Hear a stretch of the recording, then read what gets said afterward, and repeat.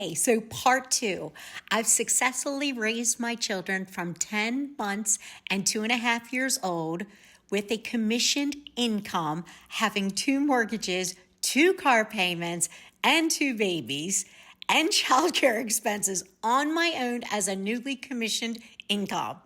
I thought I'd finally made it. And then 2008 hit. And as you all know, the real estate bubble popped, and I lost 90% of my income for the next 2.5 years. Think about that, would you? What would happen if you lost 90% of your income literally overnight?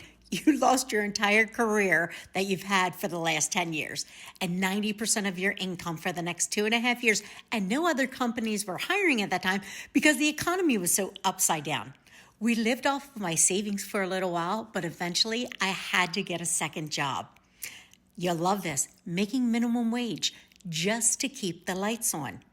That minimum wage job didn't even touch the mortgage payment or anything else. I ended up having to sell my home, and that broke me, not being able to provide a house for my children.